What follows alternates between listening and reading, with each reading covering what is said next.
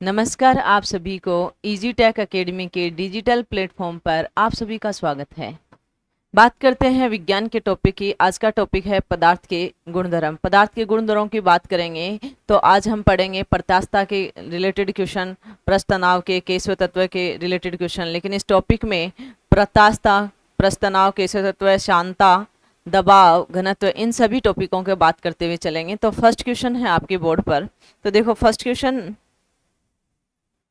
है, तो क्या कहता है फर्स्ट क्वेश्चन में, आकार में बदलाव के कारण शरीर का द्वारा प्राप्त ऊर्जा को क्या कहा जाता है। सबसे पहले तो इसका कंसेप्ट पता होना चाहिए कि कौन सी एनर्जी है वो। तो देखो, अगर हमने बात किया आपके पास में, यानी कि इसका राइट आंसर तो बी इसका राइट आंसर होगा। लेकिन ये कैसे होगा उसके बारे में बात करेंगे, यानी कि प्रत्यास्था। पहले हम प्रत्यास्था की बात करें। प्रत्यास्था होती क्या है। देखो, प्रत्यास्था क्या होता है। मानो कि मेरे पास में ये कोई वस्तु है, ठीक है, ये गुब्बारा दिख रहा है आपको, ये वस्तु है, ठीक है। अब इस वस्तु के बारे में प्रत्यास्था के बारे में इसका कंसेप्ट क्लियर करना कि इस वस्तु पे यदि मैं बाह्य बल लगाती हूं तो ये विरोध करता है, अपनी आकृति और अपने आकार में परिवर्तन का विरोध करता है। लेकिन हमने बाह्य बल लगा दिया, ये विरोध करता है अपनी आकृति और आकार के लिए, लेकिन बाह्य बल लगा दिया तो इसके छोड़ने के बाद में ये वापस प्रारंभिक अवस्था में आ जाता है, ठीक है। इसी गुण को क्या कहते हैं, प्रत्यास्था कहते हैं। इसी गुण को क्या कहते हैं भी, प्रत्यास्था कहते हैं। बल हटाने के बाद में प्रारंभिक अवस्था में आ जाना क्या कहलाएगा, प्रत्यास्था कहलाएगा।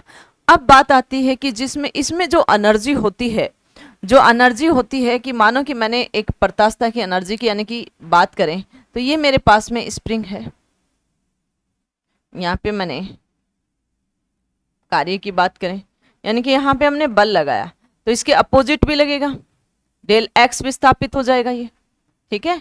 यानी कि यहाँ पे के क्या हो गया, नियतांक हो गया, ठीक है। इसमें जब हम एनर्जी की बात करते हैं तो आपके पास में एनर्जी आता है यानी कि 1/2 यानी कि के डेल एक्स स्क्वायर, यानी कि ये हमारे पास एनर्जी होती है। और ये एनर्जी कौन सी होती है, प्रत्यास्था स्थितिज ऊर्जा होती है। प्रत्यास्था स्थितिज ऊर्जा होती है। तो इसका राइट आंसर कौन सा रहेगा, बी रहेगा। प्रत्यास्था के अगर एग्जाम्पल की बात करें कि जैसे हमने स्प्रिंग को खींचा, स्प्रिंग को खींचा तो स्प्रिंग को छोड़ते ही वो वापस प्रारंभिक अवस्था में आ जाएगा।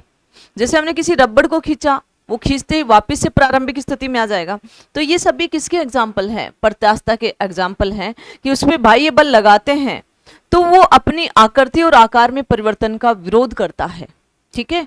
आकृति और आकार में परिवर्तन होने का क्या करता है, विरोध करता है। लेकिन फिर भी हमने उसको लगा दिया तो वो क्या करेगा, वापिस वो बल हटाने के बाद में, बाह्य बल बोल दो, विरूपक बल बोल दो, एक ही बात है, उसको हटाने के बाद में वो अपनी प्रारंभिक अवस्था में पुनः लौट के आ जाता है।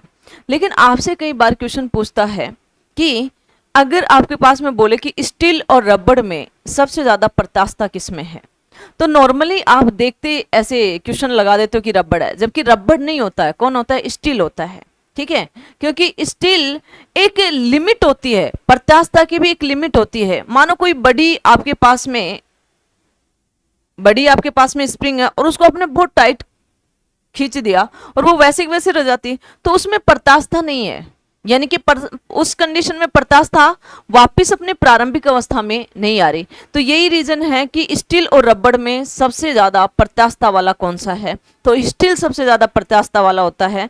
कि रीजन कि देखो, कभी भी आप स्टील की पन्नी वन्नी या प्लेट व्लेट लेके देखना, उसको आप छोड़ोगे तुरंत बजेगा, कंपेरिजन रबड़ से। यानी कि तुरंत अपनी प्रारंभिक अवस्था में लौट आना, यानी कि अपने जो प्रारंभिक स्थिति थी, मूल स्थिति थी, उसमें जल्दी से लौट आना, तुरंत लौट आना, उसी गुण को क्या कहते हैं, प्रत्यास्था कहते हैं। इसलिए स्टील में ज्यादा प्रत्यास्था होती है कंपैरिजन रबड़ के। लेकिन अपन नॉर्मली बोलते हैं तब ऐसे एग्जांपल दे देते हैं कि रबड़ में भी प्रत्यास्था होती है। तो ध्यान रखना कि प्रत्यास्था ठोस में ज्यादा होती है, द्रव्य में भी होती है, लेकिन द्रव्य में कम होती है, ये हमेशा ध्यान रखना। इससे रिलेटेड क्वेश्चन बहुत बार पूछे जाते हैं एग्जाम में। तो अगली अगर हम बात करें तो अगला है क्वेश्चन, जब आप एक कोयल स्प्रिंग के कॉम्प्रेस करते हैं तो आप उस पर काम करते हैं तो प्रत्यास्था स्थितिज ऊर्जा क्या होगी भाई, उसको तो क्या क्या होगी, बढ़ेगी। भाई अगर जब आप उसको कंप्रेशन कर रहे हो या खींच रहे हो या दबा रहे हो तो आपकी स्थितिज ऊर्जा क्या होगी, उसमें बढ़ती है। तो इसका राइट आंसर कौन सा होगा, सी इसका राइट आंसर होगा। अगला क्वेश्चन है आपके पास में, अगला क्वेश्चन है सीजीएस प्रणाली में विकृति की इकाई होती है। क्या होती है विकृति की इकाई? सबसे पहले आपको विकृति के बारे में आना चाहिए, विकृति क्या होती है पहले तो ये बताओ।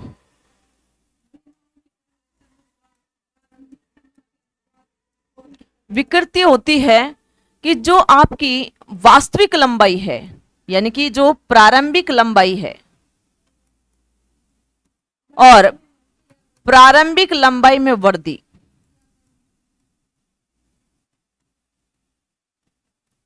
वृद्धि एक्चुअली में क्या कहलाती है,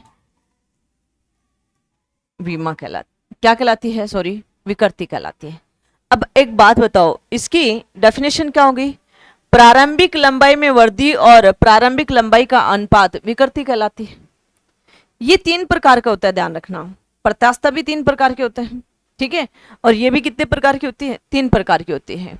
तो देखो अब यहां से विकृति की बात करें तो लंबाई का यूनिट क्या होगा, मीटर होगा, चाहे वो वृद्धि हो चाहे वो कमी हो। यहाँ पे वृद्धि की जगह कमी भी हो सकती है, वृद्धि हो या उसमें कमी हो, तो इसकी यूनिट क्या हुई, मीटर हुई, और इसकी भी क्या हुई, मीटर। तो देखो मीटर अपॉन में मीटर क्या होगा, क्या यूनिट बनेगी, नहीं।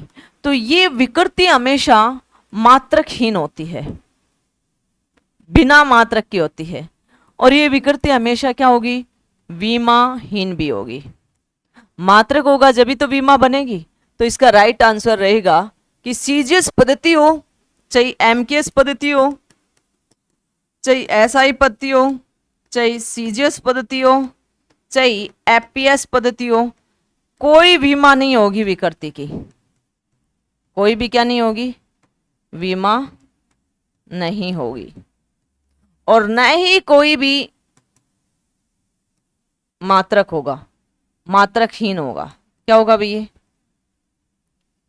क्योंकि दोनों राशियां सेम क्वांटिटी की है, लंबाई है तो लंबाई में है। अगर विकृति के आयतन में करोगे तो क्या होगा, प्रारंभिक आयतन, ठीक है, और आयतन में वृद्धि यानी कि डेल वी अपॉन वी। ये थ्योरी में और अच्छे से कराएंगे। तो इसका राइट आंसर कौन सा होगा, कोई भी इकाई नहीं होगी, सी इसका राइट आंसर रहेगा। अगली अगर हम बात करें, अगला क्वेश्चन है बिना भंजन के पदार्थ विकृति होने की योग्यता कहलाती है। बिना भंजन क्या होता है, बिना भंजन,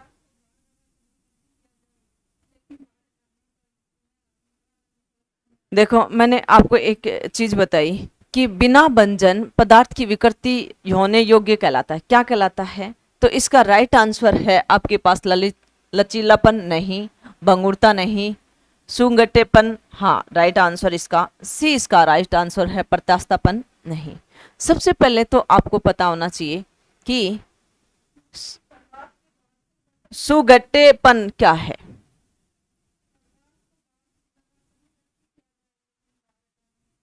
देखो किसी भी पदार्थ पर आप विरूपक बल लगा रहे हो तो वो अपनी आकृति और आकार में परिवर्तन का विरोध करता है, लेकिन उसके छोड़ने के बाद में वापिस उसी अवस्था में आ जाता है तो कौन सा कहलाता था, प्रत्याशा।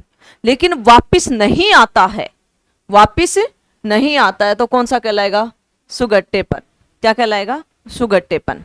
तो अगला क्वेश्चन है आपके पास में, देखो इससे अगला क्वेश्चन है पूर्णतः प्रत्यास्थ वस्तुओं का प्रत्यास्थापन गुणांक है।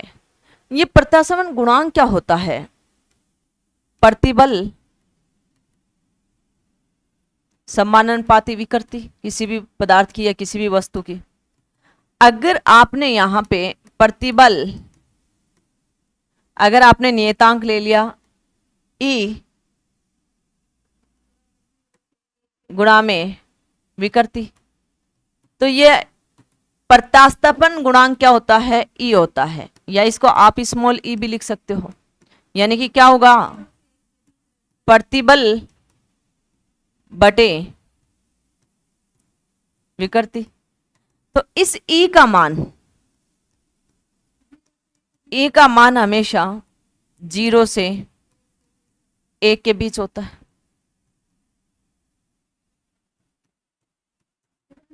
अगर इस ए का मान 0 हो या इस ई का मान 1 हो, तो 0 होगा तो क्या होगा और 1 होगा तो क्या होगा? 1 होगा तो आपके पास में होगा पूर्णता प्रत्यास्थ, और 0 होगा तो पूर्णतः अप्रत्यास्थ। और जी का मान 0 और 1 के बीच में होगा तो यदि इस ई का मान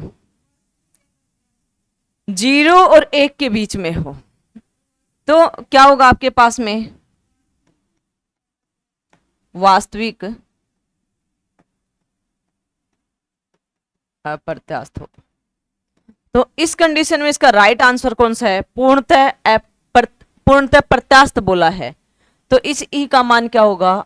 राइट आंसर सी होगा। इसका राइट आंसर क्या होगा? सी होगा। अगले क्वेश्चन की यदि हम बात करें तो अगला क्वेश्चन है कि एक ब्लोटिंग पेपर को स्याही कैसे सोखती है? बताओ किस कारण से सोखती है? अगर मैं यहाँ ब्लोटिंग पेपर की बात करूं तो स्याही सुखाकर नहीं, केशिका कैपिलरी क्रिया से, हाँ राइट आंसर है। कभी आपने केशिका तो पढ़ा हो, यानी कि किसी भी देखिए कांच की नली को किसी पानी में डुबो दिया तो आप वो कांच की नली पर वो द्रव ऊपर चढ़ता है या वो नीचे आता है। तो ये सब कौन से हैं? केशिका नली के उदाहरण हैं। जैसे कि आप अभी बारिश का टाइम है, उससे पहले खेतों में हल को चलाना होता है, क्योंकि जो अपने खेत होते हैं उसमें केशिका नली बन जाती है, जिससे उस पानी को पृथ्वी सोखने में आवश्यकता कठिन होती है, बहुत बहुत ज़्यादा टाइम लगता है उस पानी को सोखने में।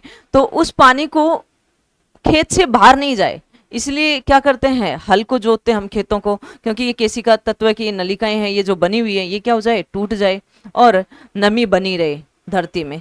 कभी भी देखना, आप एग्जाम्पल लेके देखना कि किसी भी बाल्टी में एक टाइप से आपने तौलिया लटका दिया तो वो एक कोना भीगा, धीरे धीरे धीरे धीरे वो पूरा तौलिया गिल्ला हो जाता है, यानी कि उसमें भी कौन सा है? केशिका तत्व नली वाली क्रियाएं हैं।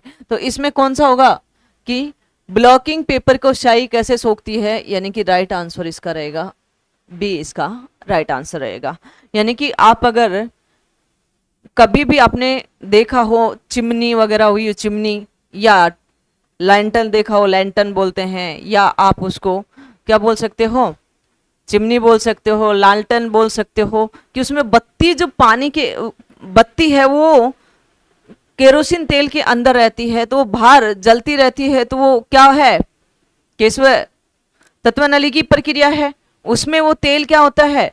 जलाने में उसका सहयोग करते हैं, वो धीरे धीरे धीरे धीरे उसको सोखता रहता है, सोखता रहता है, ऊपर चढ़ता जाता है, ऊपर चढ़ता जाता है। तो ये सभी क्रियाएं किसकी है? केशव तत्व नली के कारण ही है। तो इसका राइट आंसर आपको पता चल गया। अब अगला है, मिट्टी का तेल लालटन बत्ती में इनमें से किस गुण का कारण है? अभी जस्ट बताया है किस गुण का कारण है? केशिकी तव नली के कारण। किसके कारण है? केशिकी तव नली के कारण। अगला क्वेश्चन है आपके पास में, देखो अगला क्वेश्चन है, एक द्रव की बूंद संयोजित होती है क्योंकि इसके कणों का आकर्षण इसका संभाव क्षेत्रफल न्यूनतम करता है। इस परिघटना को क्या कहते हैं? देखो इस परिघटना को क्या कहोगे? पृष्ठ तनाव कहोगे। क्या कहोगे? पृष्ठ तनाव। नॉर्मली एग्जाम्पल देखो, जब आपको सर्दी लगती है तो सर्दियों में कोई भी व्यक्ति अगर बाहर ठंड में है, कपकपा रहा है, तो वो सिकुड़ जाता है, यानी कि सिकुड़ जाना, उस चीज में क्या हो जाना? सिकुड़ जाना। जैसे जब भी आप कोई भी चीज देखो कि जब आप कपड़े धोते हो तो कपड़ों को झाड़ते हो तो बूंद की छोटी छोटी छोटी छोटी बूंदे बनती है गोल गोल आकार के, यानी कि वो सिकुड़ के, किसके कारण? पृष्ठ तनाव के कारण। तो इसका राइट आंसर कौन सा है? पृष्ठ तनाव। ठीक है, कौन सा है? पृष्ठ तनाव। अगले क्वेश्चन की यदि हम बात करें तो अगला क्वेश्चन है आपके पास में कि जल की गिरती हुई बूंद किस गुण द्रव के कारण गोलाकार हो जाता है? उसका आकार गोलाकार किसके कारण से हो जाता है? जल के प्रस्थ के कारण। तो इसका राइट आंसर कौन सा होगा? जल का प्रस्थ। तो इन आज के टॉपिक में हमने प्रत्यास्था और प्रस्थ से जो क्वेश्चन आए हैं या केश तत्व नली से जो क्वेश्चन आए हैं, उन क्वेश्चन का बेस क्या है, आगे यही चैप्टर चलता रहेगा कंटिन्यूटी में। तो ये क्वेश्चन आपको आने चाहिए, ये कंसेप्ट आने चाहिए। ये थ्योरेटिकल है, जब आपको थ्योरी की क्लास लगेगी तो इनकी एक एक घंटे की क्लास आपको समझाई जाएगी कि प्रस्तनाव क्या होता है, केशव तत्व क्या होता है, शांता क्या होती है, प्रत्यास्था क्या होता है, ये सभी को आपको कंसेप्ट क्लियर करा दिया जाएगा। तो इसी के साथ जय हिंद, जय भारत। चैनल